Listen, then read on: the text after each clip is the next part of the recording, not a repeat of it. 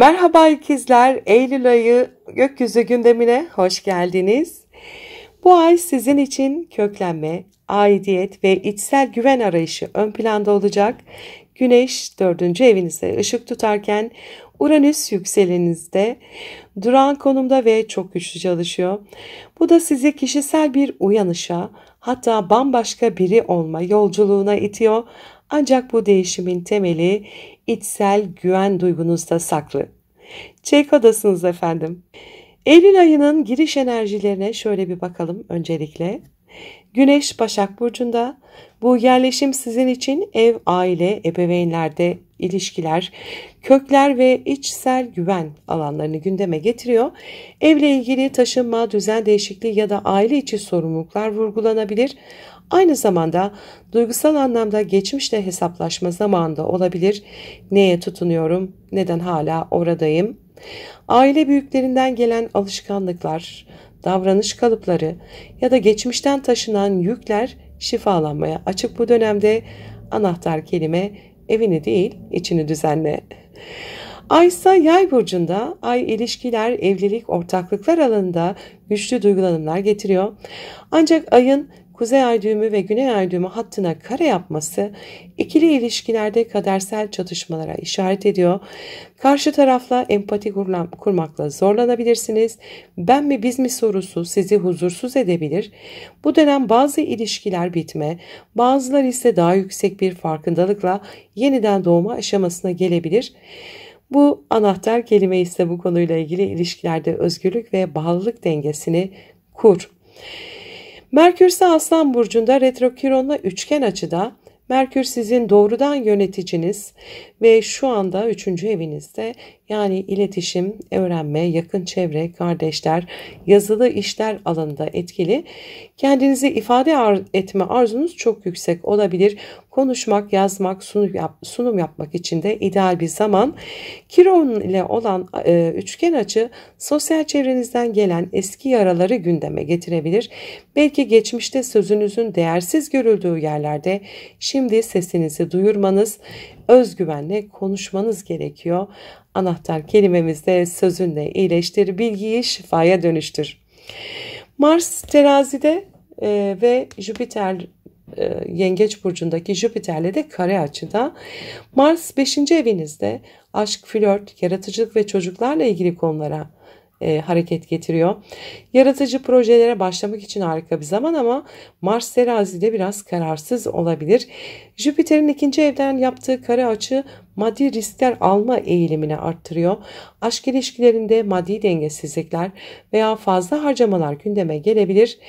Tutkunuzla üretin ama hesabını da bilin diyor. Satürn ve Neptün Koç burcunda retrodalar. Bu iki ağır siklet gezegen 11. evinizde, yani arkadaş çevresi, sosyal gruplar, idealler ve hedefler alanında derin bir yapılandırma yapıyor. Satürn artık herkesle arkadaş olamayacağını gösteriyor. Sınırlar çiziliyor. Neptün size daha yüksek bir kolektif amaca yöneltirken aynı zamanda idealist hayallerin sınamasına da neden olabilir. Kiminle yürüdüğünüzü yeniden gözden geçireceksiniz. Hayalinizi kimlerle gerçekleştirdiğinize dikkat etmelisiniz. Uranüs İkizler Burcu'nda durağan halde. Bu da en önemli bir nokta. Artık sizin burcunuzda ve durağan konumda olması, bu bir kişilik devrimi, benlik uyanışı, özgünlüğe sıçrama döneminin başlangıcı olabilir. Görünüşünüz, tavrınız, hayata yaklaşımınız, hatta tarzınız bile değişebilir. Eski kimliklerinizden özgürleşiyorsunuz. Artık uyumlu olmak yerine özgür olmak daha önemli. Ancak durağan Uranüs ani sağlık temalarını da tetikleyebilir. Bedensel farkındalık çok önemli olacak bu dönemde. Özgün olun, değişim sizi beklemiyor. Zaten içindesiniz. Eylül ayına girerken bir de uçurtma açı kalıbımız var. Kuzey ay düğümü, Jüpiter, Lilith ve Güney ay düğümü arasında. Bu yapı sizin için kariyer, gelir, sağlık ve içsel temeller arasında Büyük bir denge kurma ihtiyacını ortaya koyuyor.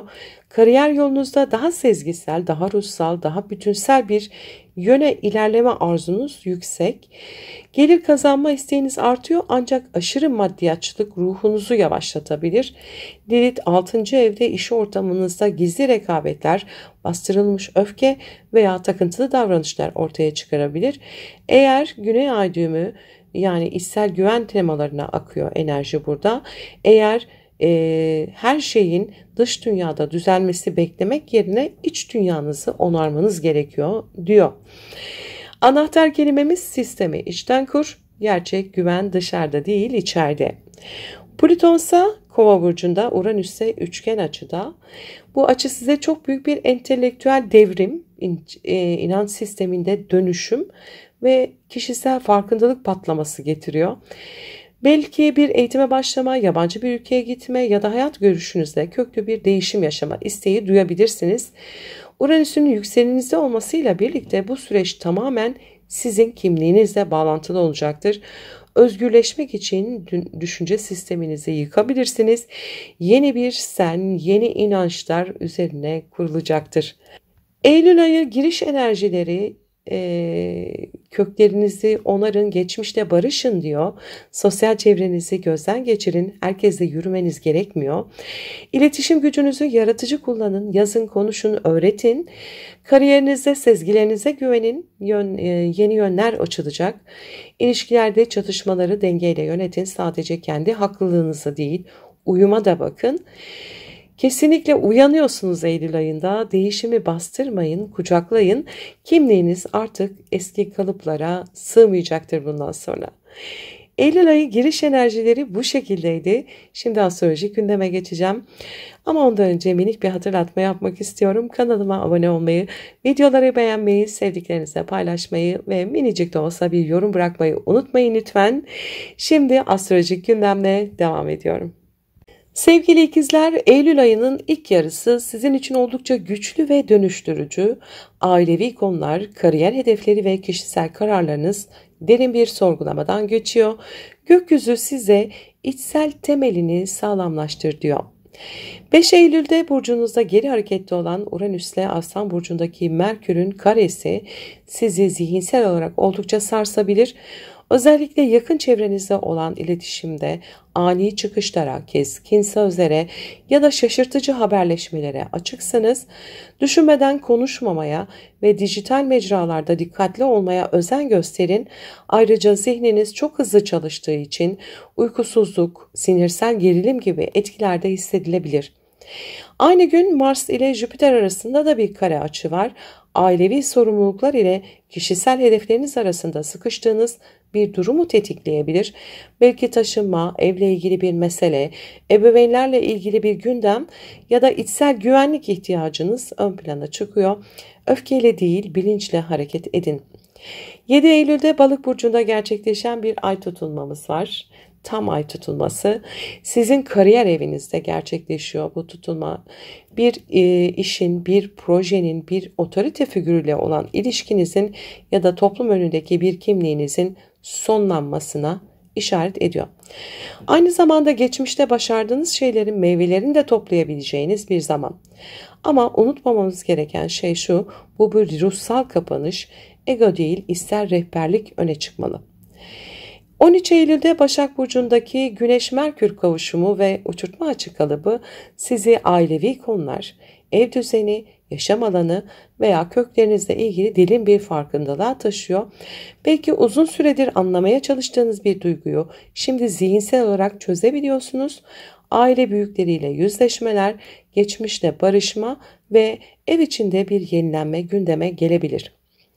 Aynı gün oluşan büyük su üçgeni kariyer ve ev yaşamı arasında manevi bir denge kurabileceğinizi gösteriyor. Özellikle içsel sezgileriniz çok yüksek. Eğer bir yuvadan çıkıp başka bir yere yönelmeyi düşünüyorsanız bu fikir artık olgunlaşıyor olabilir. 16 Eylül'de Ay ile Jüpiter kavuşumu var. Özellikle arkadaş çevresi, sosyal ilişkiler ve gelecek planları konusunda size büyüme fırsatları getiriyor. Kalbinizden geçen bir dilek, güçlü bir destekle gerçeğe dönüşebilir bugün. Yeni bir topluluğa katılmak bir hayalinizi besleyecek insanlarla buluşmak da mümkün. 18 Eylül'de Merkür'ün Terazi burcuna geçişiyle birlikte odağınız artık aşk hayatınıza, çocuklarla ilgili konulara ya da sanatsal yaratıcılığa kayıyor. Ancak Merkür'ün Satürn ve Neptün'le yaptığı karşıtlık özellikle kariyerinizle özel hayatınız arasında bir denge kurmakta zorlanabileceğinizi gösteriyor. Bu dönemde ne istediğinizi netleştirmeniz gerekecek. Sevgili ikizler, Eylül'ün ilk yarısı size şunu soruyor: kime, neye sadıksınız ve gerçekten neye aitsiniz? Cevabı zihninizde değil, kalbinizde bulacaksınız. Duygusal zekanız bu ay sizi yönetecek. Yeter ki onu susturmayın.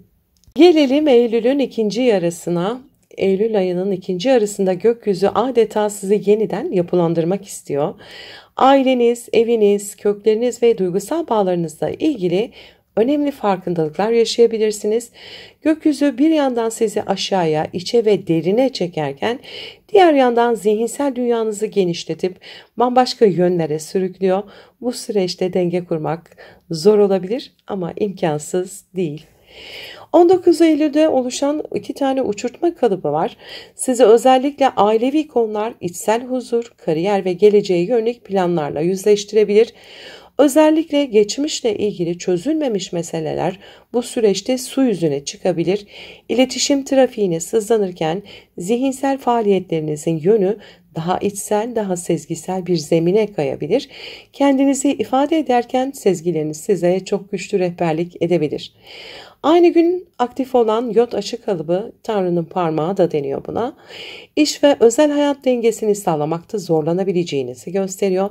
Evdeki sorumluluklarınıza, sosyal yaşamınıza gibi beklentiler arasında kalabilirsiniz. Bazı şeylerden fedakarlık etmeniz gerekebilir. Önemli olan bunun uzun vadede ruhsal bütünlüğünüze katkı sağlayacak bir karar olmasıdır. 21 Eylül'de gerçekleşecek olan Başak Burcu'ndaki parçalı güneş tutulması sizin için aile, ev ve içsel güvenlik alanlarında büyük bir dönüşümü temsil ediyor. Taşınma, evde tadilat, aile içi kararlar ya da ebeveynlerle ilgili sorumluluklar bu dönemin başlıca temaları olabilir. Ancak tutulmanın Satürn ve Neptün'le yaptığı karşıtlıklar sizi hayal kırıklıklarına karşı uyarıyor. Hem kariyer hem özel yaşam dengesinde bazı netlikler kazanmak için bu süreç oldukça öğretici olacak. 22 Eylül'de Güneş'in Terazi burcuna geçmesiyle birlikte odağınız biraz daha keyifli alanlara, aşka, çocuklara, yaratıcı projelere kayıyor. Ancak aynı gün Satürn ve Neptün'le kurulan karşıtlıklar duygusal belirsizlikleri de beraberinde getirebilir. Belki de bir şeyin ne kadar sizin için önemli olduğunu sorgulama vakti gelmiş olabilir. Mars da Akrep Burcu'na geçiyor aynı gün. İş ortamınız, sağlığınız ve günlük rutininiz hareketleniyor. Daha çok çalışabilir, sorumluluklarınız artabilir. Fakat bu dönemde enerjinizi bilinçli ve planlı kullanmazsanız tükenmişlik hissi gelebilir. Sağlığınıza dikkat edin, özellikle sindirim ve bağışıklık sisteminize. 23 Eylül'de yeniden oluşan uçurtma kalıpları var. Zihinsel anlamda büyük bir uyanışı beraberinde getiriyor. Özellikle Uranüs'ün sizin burcunuzda olması ve bu kalıbın da parçası olması bireysel farkındalığınızı ciddi şekilde yükseltebilir. Kendinizle ilgili gerçek ben kim sorusunu daha net cevaplamaya başlıyor olacaksınız. Aynı gün yine Tanrı'nın parmağı yot açık kalıbı oluşuyor. Ailevi meselelerle ilgili sürpriz ve kaçınılmaz dönüşümlere işaret ediyor. Yot açık kalıpları kadersel gelir. Belki de geçmişte göz ardı ettiğiniz bir konu şimdi çözülmek üzere geri dönebilir. Bu kadersel etkiler karşısında direnmek yerine içgörünüzü takip etmek en sağlıklısı olacaktır. 24 Eylül'de Mars'ta Plüto arasında oluşan kare açı iş ortamınızda ya da sağlığınızla ilgili konularda stres yaratabilir. Aynı zamanda zihinsel takıntılardan ve fazla detaycılıktan uzak durmanız gereken bir dönemdesiniz. Detaylara saplanmak yerine büyük resme odaklanmaya çalışın. 29 Eylül'de Güneş ile Ay arasında bir kare açı var. Aşk hayatınız, çocuklar veya hobilerinizle ilgili bazı kararları yeniden gözden geçirmeniz gerektiğini gösteriyor. Duygusal anlamda doyuma ulaşmak isteseniz de bazı şeyler hala olgunlaşma sürecinde olabilir. Sabırlı olun. Aynı gün Jüpiter ile Merkür arasında oluşan bir kare açı var. Özellikle aileyle yapılacak konuşmalarda aşırı iyimser ya da abartılı beklentiler içinde olmaya dikkat etmeniz gerektiğini gösteriyor. Gerçeklik ve diplomasi bu süreçte anahtarınız olacaktır. Neyse ki gökyüzünde Neptün, Uranüs ve Plüton'un oluşturduğu destekleyici açılar size içsel büyüme, sezgisel netlik ve dönüşüm fırsatları sunuyor. Bu görünüm zor ama doğru olan yolu tercih ettiğinizde evrenin sizi destekleyeceğini gösteriyor. Sevgili ikizler, sonuç olarak bu dönem sizin için hem zihinsel hem de duygusal olarak yoğun bir içsel yenilenme zamanı olacak. Eviniz, aileniz, kariyeriniz ve benliğiniz arasında dengeyi kurdukça kendinizi çok daha güçlü hissedeceksiniz. Kendinize dürüst olun, sabırlı kalın ve sezgilerinizi küçümsemeyin. Çünkü evren bu dönemde size içten içe fısıldıyor olacak. Verimli bir ay geçirmenizi dilerim. Sevgiyle kalın.